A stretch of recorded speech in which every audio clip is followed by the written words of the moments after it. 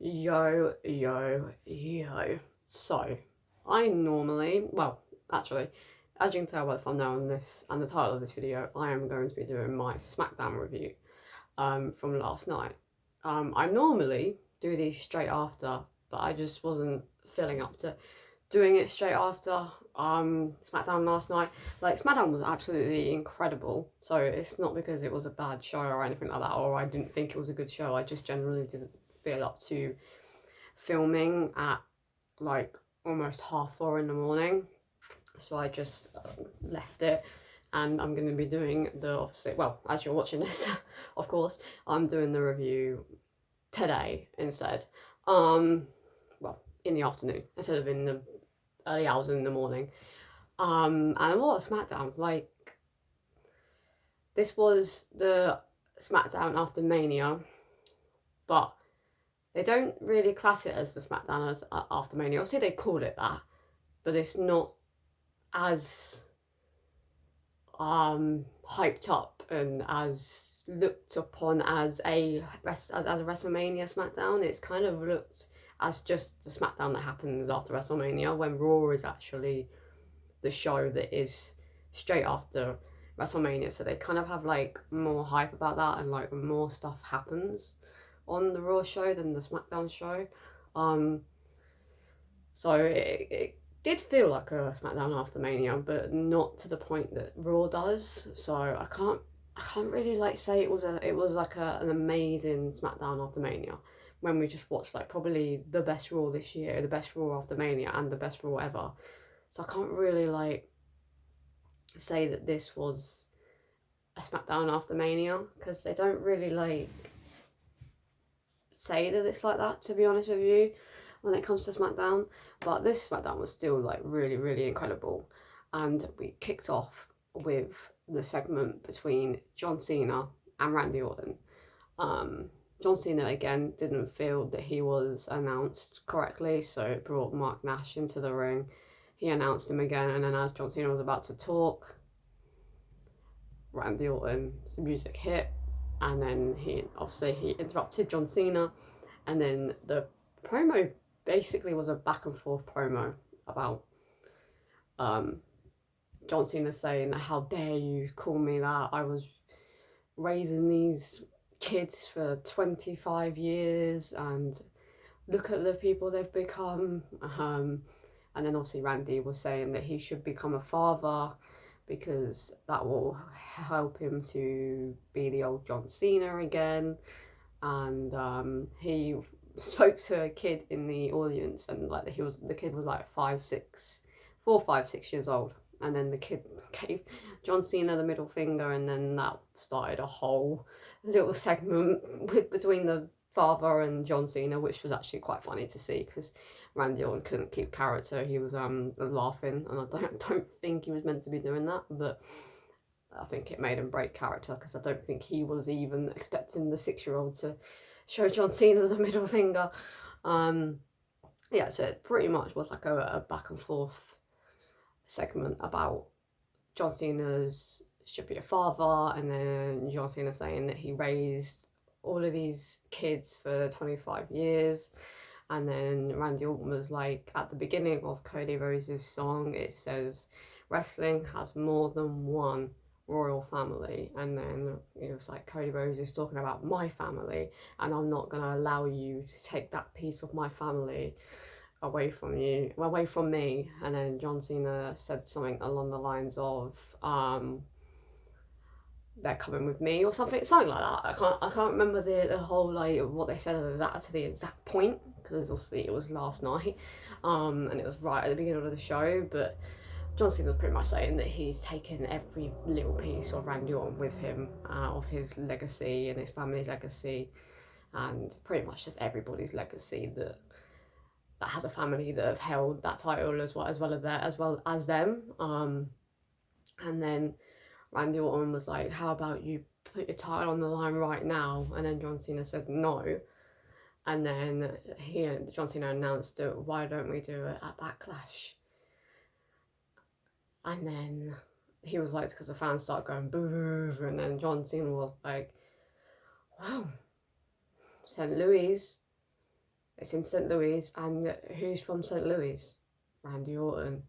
And then he was like, I'll be able to embarrass you in front of your friends and family.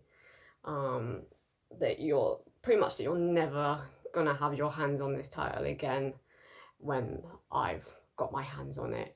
They're gonna have to create a whole new title, and you're gonna be frozen on being forever known as the 14-time WWE Undisputed Champion. Pretty much, he's just going to be frozen in time, that he will never ever be a 15-timer. He'll have to reset his clock back to one if he, well, back to zero, sorry, not one, back to zero if he doesn't beat John Cena at Backlash. So that pretty much what this segment was about, just about like back and forth segment. And it was really, really good. Like, I really, really enjoyed it.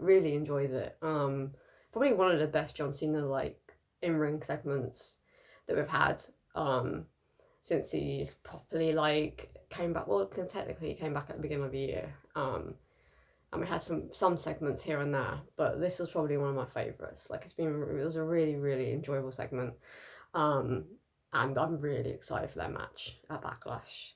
It's a bit of a tricky one to say who's going to win that match, though. Obviously, I'm not going to talk about that much in this video, because I will be doing a prediction video for the Backlash card once it's all announced, because that's literally in 2 weeks today as I'm uploading this. 2 weeks today, 14 days today, we have another PLE, and then 2 weeks later we have another PLE, and then literally 2 weeks later we have another PLE, and then 3 weeks later we have another PLE, or 2 weeks later. Like, we've literally got like another, like 4 PLEs. We've got Backlash, and then we've got Backlash, and then we got a Saturday night's main event, and then we got the AAA Lucha Libre PLE, and then literally straight after that Money in the Bank, and then literally a little bit after that we've got like 3 weeks after that we've got SummerSlam, and then another PLE at the end of August, Clash in Paris. So we've literally got like 6 PLEs in the space of like what, May, June, July, or 4 months, like 6 PLEs. That's crazy. So obviously I'm not going to talk much about who I think is going to win, because that will be in the prediction video that I do. But this segment was like really, really enjoyable to watch. And John Cena got the upper hand, and then Randy Orton got the upper hand on John Cena and stood tall again. So I don't know, but the match is gonna cook. I hope it's not like a slow match like John Cena had with Cody, but I guess we'll have to wait and see. But it was officially announced on WWE's Instagram and on Smackdown that will be the main event of the Backlash St. Louis PLE in 2 weeks' time today. I can't remember what happened after.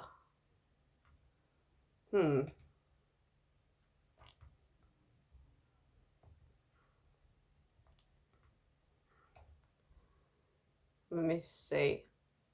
Oh, this is what happened next. This is exactly what happened next, I'm pretty sure. Oh no, we had an advert, never mind. This is what we had next. We have Fraxium make their Smackdown debut as a team. I don't think they've been a team on Smackdown before. No, they haven't. I think they're faced one-on-one. So Nathan Frazier's faced somebody on either Raw or Smackdown, and then Axiom obviously faced Gunther when it came to Spain. But I can't remember who Nathan Frazier went against, because I know he came on the show, but I can't remember who he went against. Might have been Gunther, but I can't exactly remember. But I know Nathan Frazier had made his debut on the main roster, but they haven't made the debut on the roster as a tag team. And what a tag team this was. When it was announced that it was going to be Legado del Fantasma against a Fraction, I was like, oh my god, we're in for like a banger, because these 4 people in the ring are absolutely incredible. Like, the movesets these 4 have got is just insane. So I knew we were immediately going to have an absolute high-flying, technical, crazy match, and that's exactly what we got. It was absolutely fantastic, like absolutely fantastic. But I do feel that Fraction should have been brought onto Raw, because I just feel like Raw has no tag teams. Like, I'm really confused on what they're doing with the Raw tag team division, because we've literally seen 3 tag teams. I feel like we've literally seen Alpha Academy, The New Day, and War Raiders. Like, that's it. Like, we never ever see any other tag team on Raw, and I really don't understand what the hell is going on with that division on Raw. I don't understand it. So I was kind of hoping for a faction to be on that show instead, because that would really help the Smackdown, this Raw tag team division, having faction a part of it. But nope, they are a part of Smackdown. So it's just like they're building the Smackdown tag team division up, but they're really not doing anything with the Raw division, and it's so confusing. But anyways, this match was really, really incredible, and I'm so glad to have like Faction on the main roster now, whether that be SmackDown or Raw, because they are absolutely incredible. Wasn't expecting them to debut on SmackDown so soon, to be honest, though. After losing their titles to Hank and Tank, I wasn't expecting them to be like this quickly like debuted. I was expecting them to like maybe have like a rivalry with Hank and Tank, and then when the draft happens in WWE, if they're still doing that, that's when Faction get called up to the main roster. So I wasn't expecting it to be so soon, but I'm all here for it. I guess because it is technically a SmackDown WrestleMania, even though they don't really class it like that, like they do with Raw. I guess in a way it is, so I think that's probably why they debuted so quickly. But no, yeah, absolutely fantastic match and fantastic debut for Faction, and I can't wait to see what they do next, because I definitely think they're going to be tag team champions like very soon. I'm going to check what happens next, because I'm not entirely sure what happens after this match. So hold up, let me have a look. Okay, so the next thing to happen on SmackDown was we had a in-ring segment by Tiffany Stratton, because obviously she beat Charlotte on not Sunday, Saturday night. And apparently Charlotte was like cussing her out backstage. I don't know how true that is, but apparently she was. But by Tiffany's reaction, because she kind of like done like you know, like the weird look at the camera as if to say, I'm talking to you, Charlotte. So I kind of believe that, but I'm like I said, I'm not 100% sure that actually happened. But yeah, pretty much Tiffany just said that she beat one of the greatest women of all times, and that she's still the champion, and that nobody is good enough to beat her. And then Jade Cargill's music hit, was really, really random. I wasn't expecting Jade Cargill and Tiffany to have a mini like back and forth promo, and then to go on to have a match with one another. Like, I was expecting them to save like a Tiffany and like Jade Cargill match for like a PLE. I wasn't expecting them to do it on a SmackDown, so that was a bit of a surprising like matchup to happen on a SmackDown. But it was a really good match, like a really good match. Like, I actually like really, really enjoyed it. Hang on, I need to put my phone on charge because it's just come up that it's on 15%. So let me just quickly put my phone on charge. Hold up, I'll be right back. There we go. Sorry about that. I had to put my phone on charge. Anyways, yeah, I wasn't expecting Jade Cargill and Tiffany to have a match on SmackDown. Like that was definitely not on my bingo card for this SmackDown. But it was actually, yeah, like I think I was actually, like I was saying, I think I was going on about how the match was, not what I just said. But anyways, the match was really good. Like, I really, really like enjoyed it. Like, really enjoyed it. I was kind of like a bit like worried in a way that they because no offense to Jade, but she's not been in WWE for like very long. Like she's been here for a year, but she's not really had many matches.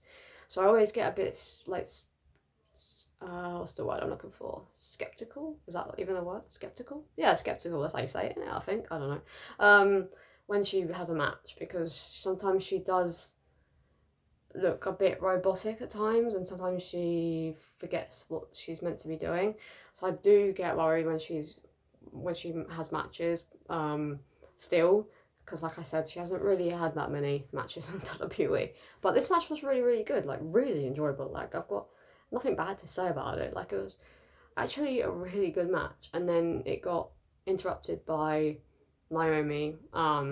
So Naomi and Jade Cargill's feud is not over, which I was kind of expecting, to be honest, because I am expecting when Bianca's fingers healed for her to join in on this feud. So I was not expecting that feud to be over. So that didn't annoy me as such, but in a way it did, because match was really good and I was really enjoying it.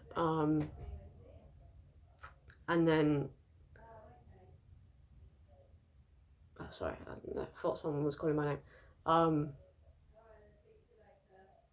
And then Tiffany stood in the ring and Naomi rolled out, and then the crowd started getting really loud. I was like, oh my god, is it Charlotte Flair?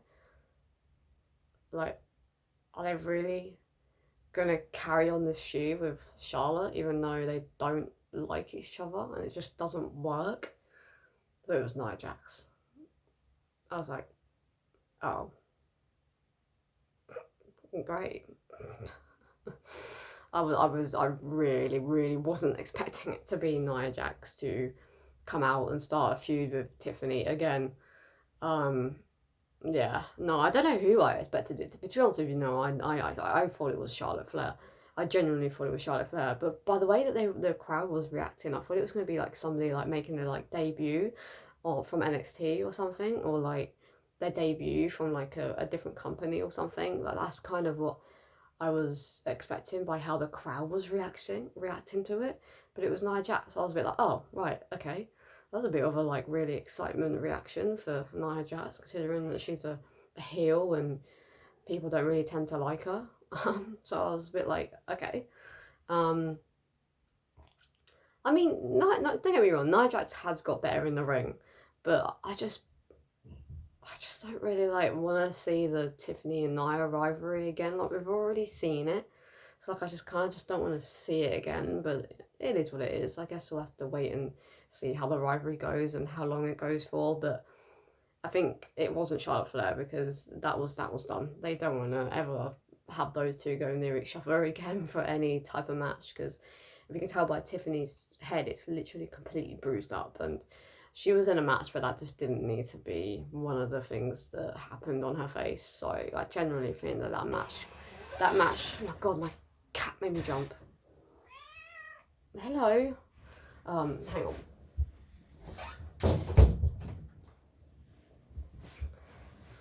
Oh, this video has been an absolute mess. Yeah, no, I wasn't expecting them to have any more rivalries with Charlotte and Tiffany, because yeah, I just think it got a bit too real in the wrestling ring when they had a match.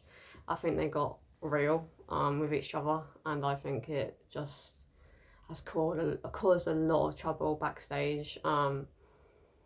So yeah, I think they are trying to keep those two away, but it was a really good overall the whole segment. You know, Tiffany's promo, Jade Cargill's promo, the match itself, and then Naomi attacking Jade and Nia attacking Tiffany. Overall, like a really good segment and really enjoyable segment. Just wish it wasn't Nia Jax.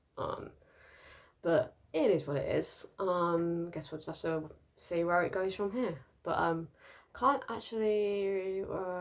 I don't know what happened after the Tiffany match, so let me have a quick look and I'll get back to you again. Sorry. Okay, the next segment that happened on Smackdown that I want to talk about is Solo Sikoa and the new United States champion, the Samoan werewolf, Jacob Fatu. Solo pretty much done a promo that the reasoning for why Jacob is champion is all because of him.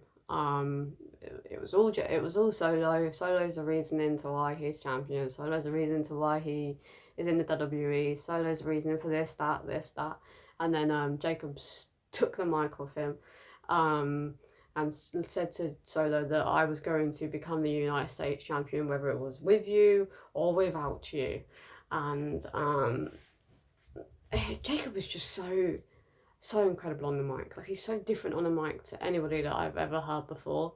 Like, he kind of sounds like a little bit like gangster in a way, and I love it because he's so different to like everybody else, and I think that's why I like him so much, because he looks different, he sounds different, his style is different. I don't know, it's just for his structure, his style is so different.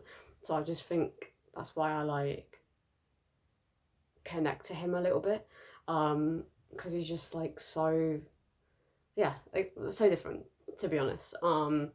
And then it got interrupted by LA Knight, and I was like, oh my god, not again, really? Like, LA Knight's just constantly gonna just keep getting his rematch and then getting it back off people, like, constantly. Like, that was starting to get a bit annoying, because, like, it seems to, every time he loses his title, he gets a rematch and then he just gets it back. It's just like, why take it off him in the first place? So I was just like, oh no, please. And then Drew McIntyre came out. I was like, eh? Like, what? Drew McIntyre? Like, what? Okay. So here for it, but was not expecting that. And then Drew was like, said something about, I was gonna go after John Cena, but Randy Orton got in there first. I'm not saying exactly how he said it, because I can't exactly remember the exact words that he used, but he pretty much said that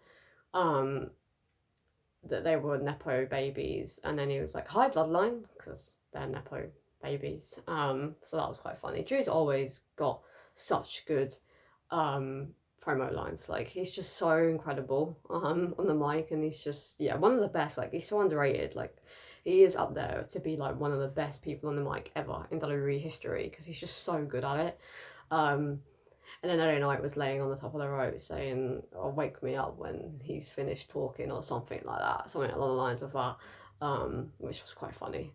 And then they were going to have a match, but then Nick Aldis came out and said that they were going to have a match later on in the night, and the winner will face Jacob Fatu. He didn't say where. He didn't say like, oh, next week on SmackDown or at Backlash. He just said we'll face Jacob Fatu. I was like, okay. And then I'm not gonna. The match happened obviously later on in the night, but I'm gonna put it as one.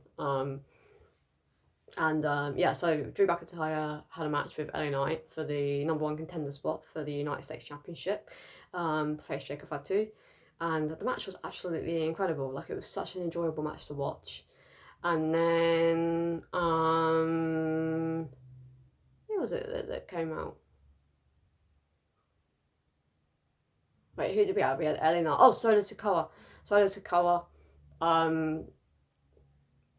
started attacking LA Knight, and then he brought him back into the ring, and then Drew McIntyre was about to do his finisher, Claymore, and then Damian Priest came out and attacked Drew McIntyre. I genuinely thought he wasn't on the show. I genuinely thought he was injured.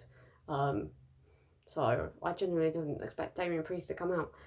So that Damian Priest came out, attacked Drew McIntyre. The ref saw Damian attack Drew, so it ended in a disqualification. LA Knight won by a disqualification. Even though LA Knight was moaning that he didn't win, even though he did, he won by oh no, Drew McIntyre won by disqualification. Sorry, Drew McIntyre won, because Drew McIntyre was the one that got attacked. So yeah, sorry. And then the referee saw Drew get attacked, but didn't see Solo attack LA Knight. So actually, yeah, Drew McIntyre won by disqualification. And them two were arguing outside the ring, and then Damian was like, Solo cost you the match, not me. I didn't cost you the match, Solo cost you the match. The referee didn't see Solo attack you. And whatever else them two were saying to one another. And then Jacob Fatu, out of nowhere, comes zooming in the ring, and then beautifully goes in between the ropes. Like, that was probably the best suicide dive that I have ever seen in WWE history. That was just so smooth, like how he just came through the rope like so smoothly. It was absolutely incredible. And then he does his whole like thing that's like probably one of the funniest things about Jacob. Is his little head shake that he does. And then he just brutally attacked everybody, like done an absolute beautiful moonsault to LA Knight and then done absolute another beautiful moonsault to Damian Priest and just pretty much took out everybody. And it was absolutely incredible. So are we going to get at Backlash Solo Sikoa? Because he was involved in this. He might not be involved in the match, but possibly Solo Sikoa, LA Knight, Damian Priest, and Drew McIntyre, and then the United States champion Jacob Fatu for the United States Championship. It's definitely going to be a fatal four-way, so it might not involve Solo Sikoa. But we could potentially get either a fatal five-way or a fatal four-way for the United States Championship at Backlash. And oh my god, that match will absolutely cook. Like, imagine all them five or four, if Solo's not a part of it, in one ring together, having a match for the United States Championship. Like, it would just be incredible, like absolutely incredible. The fact that LA Knight and Jacob Fatu probably had like one of the matches of the night on night one, and then so did Damian and Drew have one of the matches of the night on night two. Having all four of them in the ring and possibly including Solo in there as well is just going to be absolutely incredible to see. So I'm really, really hoping that they do a fatal four-way or five-way at Backlash for the United States Championship, because that would absolutely bang. But yeah, no, overall, that whole segment was absolutely like a big, big, big like thumbs up. Like, such an incredible segment. Let me see, so I don't have to keep pausing the video, because I've already had to pause it to put it on charge and pause it to look to see what happened next, and I had to go and get my cat. So let me try and skip ahead to what happened without having to pause the video again. Okay, is that what match was next? Or was it something else? It was, okay. Okay, so this match that I'm going to talk about next is the United States Championship match between the former champion, Chelsea Green, and the new champion, Zelina Vega. I wasn't going to speak about this match because it wasn't a great match, but we do have a new United States champion in Zelina Vega, so I couldn't not speak about this match. But in terms of like match quality, I don't feel that this was great. It was actually quite short as well. It wasn't a very long match. They both were kind of going back and forth for like a few minutes, and then Alba Fyre and Piper Niven got involved. Piper Niven wasn't caught attacking Zelina, but does my camera keep freezing or am I like tripping? I don't know why, but I'm gonna have to watch this back because it looked like my camera just froze then. That was really weird. I don't know if it did, but to me it looked like my camera froze. I'm gonna have to check that. Anyways, then Alba Fyre attacked Zelina and the referee caught Alba Fyre doing it, so he chucked them both out. That was really, really weird. It looked like my camera just took like a photo like mid filming. That was so odd. I'm gonna have to check that after this, and I really hope that didn't happen because I really don't want to redo this again. Anyways, and then as Alba Fyre and Piper Niven walked out of the arena, Zelina Vega done her finishing move, Code Red, and picked up the victory. And I was like, oh, okay, that was quick. Wasn't expecting it to end that quickly, but we have a new United States champion in Zelina Vega, and I'll take it because I love Chelsea Green, but I was kind of getting bored of her as United States champion. So I'm kind of glad that she's no longer champion. Like, I still like her, but I don't know, I just felt like she wasn't really like a champion. Like, wasn't really looked at as a champion, and I just feel like Zelina Vega is just so more fitted for that belt. Because I feel like it will elevate her a lot more to have more matches, hopefully, and it'll just elevate her character a lot more. And she's really incredible in the ring as well, but I really hope they change her theme song because it's terrible. Like, why is that her theme song? It's so bad. I swear it's just the Smackdown intro theme song. Like, I don't understand it. But yeah, no, overall the match was in there, but Zelina winning was a big thumbs up. So yeah, I'm glad that we have a new United States champion in Zelina Vega. Very good. Okay, next we had the debut of Aleister Black, who's returned in 5. Oh, okay, I skipped it apparently. Happened that quickly that I've just skipped it. Wait, where is he? I'm confused now. Oh, here he is. Here he is. Here he is. I think it was his return in like 4 years or 5 years. One of the two. Because I know he was part of the era, the C era. I don't know if you can say it on here, on YouTube. I think he was. I think he was part of like the first year, but then left in like 2021. So I think he was not. He wasn't gone for that long then, really. Which is actually quite crazy. But yeah, obviously, fans started chanting "Welcome back" and Tony fumbled. I hope that doesn't carry on throughout the whole of his like, well, for a few months, because they're still doing it to Ricky Saints, and it's kind of getting a little bit annoying. Because yeah, he did, but at the same time, like let's not keep chanting about some other guy's name that's not part of this company.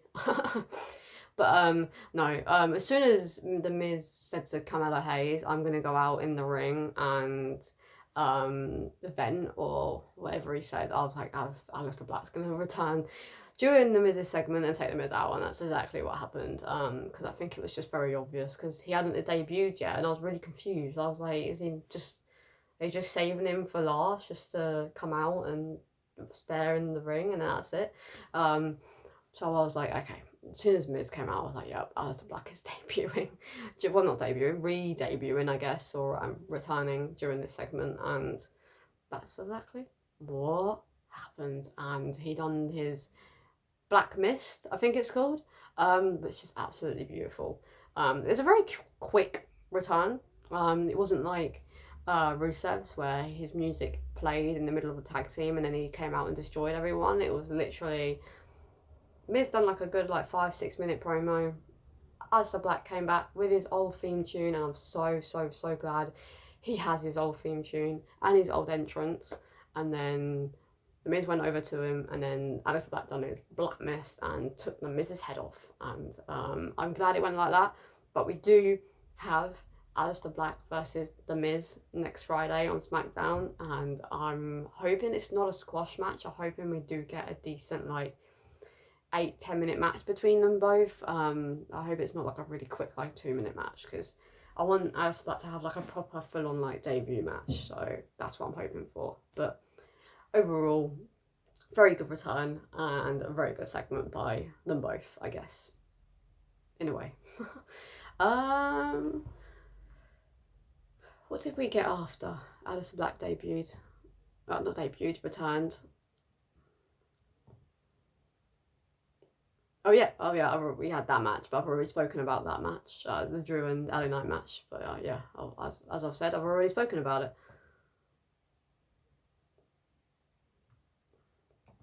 I think we had it was the TLC the TLC match, that was the main event, and I think that was the next thing. Yeah, it was the next thing that happened. Because I've pretty much already spoken about everything that happened in between.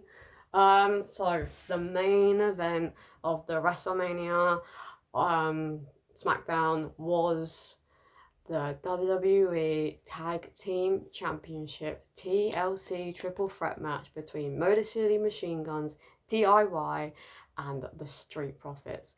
And oh my god, what a absolute banger of a TLC match this was, and why the hell was it not on WrestleMania? I really don't understand why they didn't put this on the WrestleMania card instead of the New Day, like, and the War Raiders. Like, why was that on the WrestleMania card, but this wasn't? Like, I don't understand why. Like, at the same time, a part of me is glad that it wasn't the WrestleMania card, because we got a main event like this on a SmackDown show. But at the same time, if they wasn't going to include this match as the WrestleMania card, then they shouldn't have included the Raw Tag Team Championships either. They should have just kept all tag teams off the card, because that match for the Raw Tag Team Championship was not worthy. It was not worthy to be on the WrestleMania card. This was. So it really does confuse me. But anyways, this match was absolutely incredible. Absolutely incredible. We had a homage pay to edge with the spear to DIY into the table when he was hanging off the tag team championship. I don't even know what that's called. Yeah, the hanger, I guess. I don't even know what it's called. I think there's a word for it, but I can't think of what that is. We had another spot as well. I can't. We had so many good spots in this match that I literally can't remember who did what. Because like I feel like everybody just had like a really incredible spot in this match that I can't pinpoint who done what and who fell into what. Because I just feel like everybody done a bit of everything. Let me have a look because there's a really cool spot on this. Like literally, for the life of me, can't remember who went into it. That kick that Johnny Gargano done to Montez Ford as well, when Montez Ford was like stuck in the ladder, and that kick to the side of the head looked absolutely horrific. Oh my god, it didn't sound nice either. Oh, I know what it was. Motor City Machine Guns done their finisher, which I cannot remember what it's called, to Johnny Gargano, I think it was. It might have been. No, I know it was Johnny Gargano onto the tables that were laid outside of the ring. That was an incredible spot. We also had a spot where the ladders fell and DIY landed on their privates as well. That was cold. Well, I think Tommaso Ciampa did, but Johnny Gargano didn't, or the other way around. But no, that was quite a nice spot. Did anything happen with the chairs? Like, I don't know if they did. No, they were going to do a move onto the chairs, but that ended up never happening. Instead we had what I was about to say. Instead we had like a spinning DDT onto the stairs that Angelo Dawkins done to Johnny Gargano. Another incredible spot. This match was just so like filled with like incredible spots that I can't like pinpoint like who done what to who, because like I said at the beginning of me talking about this match, I feel like everybody just had a bit of everything. So this match was just so enjoyable to watch. And like I said, I'm glad that it in a way it wasn't on WrestleMania, because like I said, we had a very good Smackdown main event that we just don't get very often. Like, we can't really say that we get a lot of TLC and ladder matches, you know, like this on a Smackdown and Raw, because we just don't get it very often. So a part of me is glad that we didn't get this match on WrestleMania, but then a part of me is confused to why we had a really boring tag team match when we could have had this. So it's a bit of a confusing one. But then we got Montez Ford doing an absolute incredible front flip dive onto the whole of the tag teams, which just looked absolutely beautiful. Like, some people do like flips over the ropes and I'm really like worried about them, because sometimes they overdo it or they slip or they land funny. But Montez Ford just lands cleanly every single time. Like, it was such an incredible front flip dive onto everybody. Beautiful. Yeah, this match was just so good. So good. Oh yeah, we had a ladder spot. We had an incredible ladder spot as well. And then we had Montez Ford doing an absolutely incredible front flip dive onto Tommaso Ciampa into the table. That was absolutely brilliant. We also had a ladder spot as well, where I think it was, who was it? Was it Montez Ford that went into the, it was Tommaso Ciampa doing, hang on, I think he done like a, oh, here we go. Okay, no. Literally doing like a play-by-play right now. Okay, too long.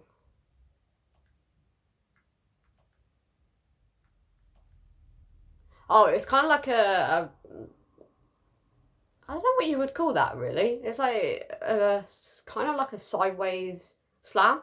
I'd call it a sideways slam into the ladder. this match was just crazy, like crazy. I don't think really much more crazy moves happened. Yeah, no. But no, this match was just absolutely well worth being the main event of SmackDown. Just absolutely incredible. Really, really, really, really, really enjoyable tag team TLC to match to watch. And it is a little bit weird that they did pay homage to Edge. I can't lie.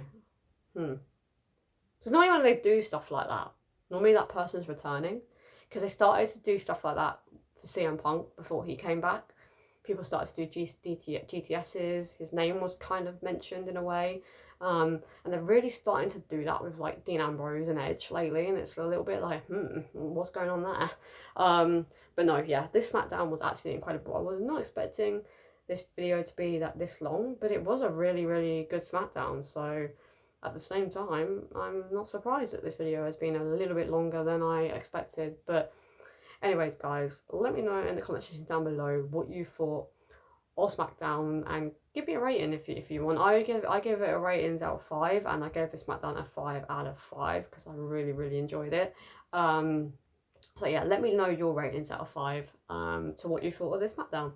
And anyways, guys, I will probably next see you when I do my Raw review on Monday, if I want to do a review. I'm like I said at the beginning of the reviews when I first started doing them, I'm not going to do a review for every Raw and SmackDown. I'll just do ones that I feel that are like I want to talk a lot about, of course, because there's no point doing a review if there's not really much that I want to talk about when it comes to that Raw or SmackDown. So it all depends on how the Raw and SmackDown goes, but I probably will do. So that'll probably be what the next video will be. If not, I'm not entirely sure what the next video will be. I do have a couple of videos that have still got to be filmed. Well, no, 3 videos that have still got to be filmed. But yeah, anyways, guys, I'm going off topic. But I hope you enjoyed this SmackDown review, and I will see you in the next video, whatever that may be. Peace.